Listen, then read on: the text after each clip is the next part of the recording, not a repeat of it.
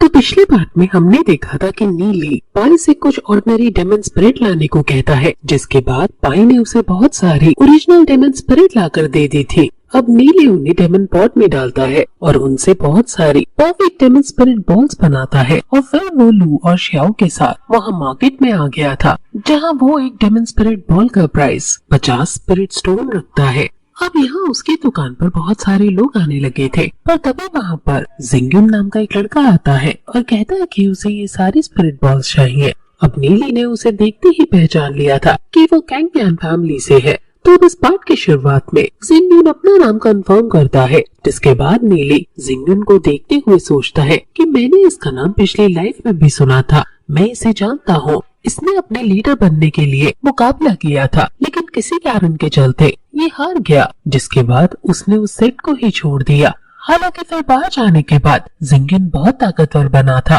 अब नीली को नहीं पता कि आगे चलकर जिंगयुन सही बात चुनेगा या गलत बात।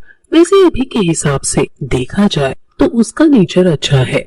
अब नीली उससे कहता है कि हमारे पास पूरे 24 डेमन स्पिरिट बॉल्स है, क्या आपको पूरी चाहिए? जिस पर वो जिंगयुन नीचे बैठता है और देखने लगता है। वो कह रहा था कि भले ही ये सारी काम की नहीं हो, लेकिन फिर भी मैं इन सभी को ले लेता हूँ, क्या पता कौन सी मेरी कब काम आ जाए। अब इस चीज पर नीली कहता है कि आप चिंता मत कीजिए, हमारे पास जैसे ही और परफेक्ट डेमन स्पिरिट बॉल्स आएंगी तो हम आपको बता देंगे।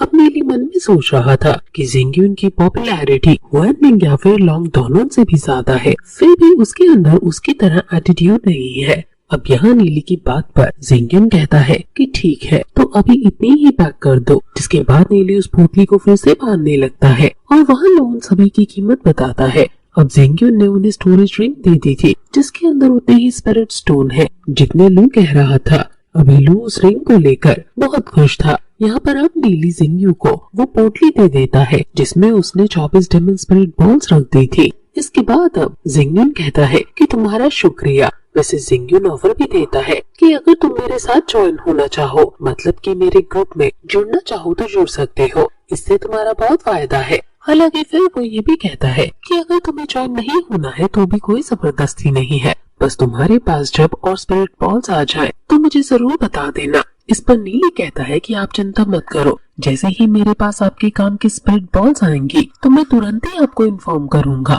अब जिंगयुन जाने से पहले अपने सभी साथियों से कहता है कि जाकर वान लिंग को बता दो कि अब से नीली मेरा दोस्त है, इसलिए कभी भी उसने नीली को परेशान करने की कोशिश की तो इसका मतलब वो मुझसे पंगा ले रहा है। अब इतना कहते हुए वो वहाँ से चला गया था और नीली और लू भी उन स्पिरिट स्टोन्स को लेकर वापस लौट आए थे। लेकिन घर आते ही वो सामने देखते हैं कि उनके गेट पर एक बास्केट रखी है जिसके अंदर बहुत सारी नॉर्मल डेमन स्पिरिट बॉल्स हैं और उन नॉर्मल बॉल्स के अंदर पाई बहुत सारी ऑर्डिनरी डेमन स्पिरिट कलेक्ट कर लाया है। वो यहाँ उन्हें वो बास्केट देता है और ये लोगों से थैंक यू कहते हैं। हालांकि अब इसके बाद से स्टोरी जल्दी जल्दी चलती है। नीली उस बास्केट के सभी बॉल्स को रिफाइन करता है और लोग के साथ मिलकर सेल कर देता है।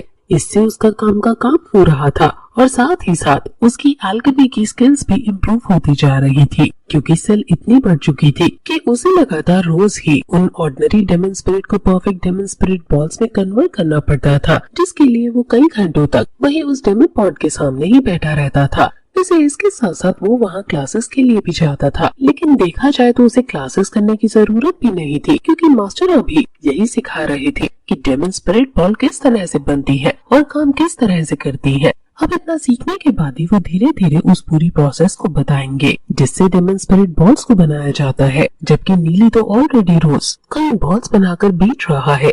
वैसे रात भर जागने की और दिन में वहाँ मार्केट में बॉल सेल करने की वजह से नीली बहुत थक जाता है। इस वजह से अभी क्लास में ही वो सो गया था और उसके साथ साथ लू भी वही सो गया था, जो देखकर मास्टर को बहुत गुस्सा आता है और वो उन दोनों पर चिल्लाते हैं और उन्हें क्लास से निकलने को कह देते हैं।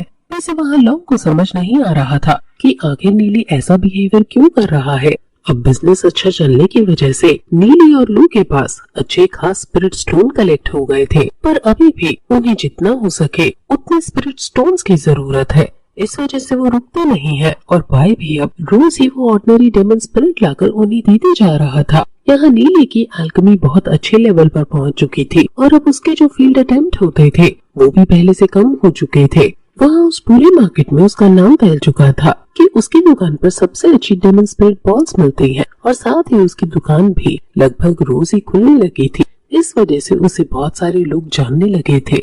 अब यहाँ पर पाई एक दिन नीली के पास आकर उसे कहता है कि मुझे जानने को मिला कि तुम लगभग रोज ही डेमन स्पिरिट बॉल्स बेचते हो, तुमने मुझे नहीं बताया। हालांकि पाई को इसके बारे में पहले से पता था, वो बस ये कहना चाहता था कि उसे भी डेमन स्पिरिट बॉल्स चाहिए। अब नीली कहता है कि मेरे पास जब भी तुम्हारे काम की कोई डेमन स्पिरिट बॉल आएगी तो मैं तुम्हें जरूर बताऊंगा। तो अब स्किल बढ़ जाने की वजह से जब नीली एल्केमी के थ्रू वो डेमन स्पिरिट बॉल्स बनाता था तो उनमें कुछ बॉल्स थोड़ी रेयर और हाई लेवल की बनती थी, जिसे वो थोड़ी महंगे दाम पर मतलब ज्यादा स्पिरिट स्टोन के प्राइस पर बेचते थे। और अब एक दिन नीली ने एक ऐसी डेमन स्पिरिट बॉल बना ली थी जो पाई को फ्यूचर में काम आ सकती है, इसलिए अब उसे पाई के पास लेकर जाता है। पाई को पता नहीं था, वो सब अभी नीली के लिए ऑर्डिनरी डेमन स्पिरिट बॉल्स के 3 बैग भर कर लाया था। लेकिन नीली जब उसे वो डेमन स्पिरिट बॉल देता है तो इससे पाई बहुत खुश हो जाता है। अब अगले सीन में हम देखते हैं कि नीली अभी उस जगह पर आया था जहाँ पर उसकी पिछली लाइफ की मास्टर मतलब यू रहा करती है। वहाँ पर आकर नीली अभी आसपास की जगह को देख रहा था, क्योंकि पिछली लाइफ में भी ये जगह बिल्कुल सेम थी। नीली को सब कुछ पहले की तरह दिख रहा था और वो अपनी पहले की मेमोरीज याद कर रहा था। वो देखता है कि वो कैसे यहाँ पर ट्रेनिंग किया करता था। अब हम उस पहले वाले नीली को देखते हैं जो कि एक पेड़ पर पंचेस करते हुए कह रहे थे कि मास्टर आप चिंता मत कीजिए, मैं उन लड़कों को अच्छा सबक सिखाऊंगा। यहाँ पर वो उन्हीं लड़कों की बात कर रहा था जो कि यू को विच कहते हैं और उसे उनके गाँव की तरफ नहीं आने देते। नीली उन पर बहुत गुस्सा था, पर तभी वहाँ पर यू आती है और कहती है कि तुम्हें उन्हें माफ कर देना चाहिए, इस तरह से बदला लेने से कभी कुछ ठीक नहीं होता। अब यू के इतना कहते ही ये पार्ट यहीं पर एंड हो जाता है।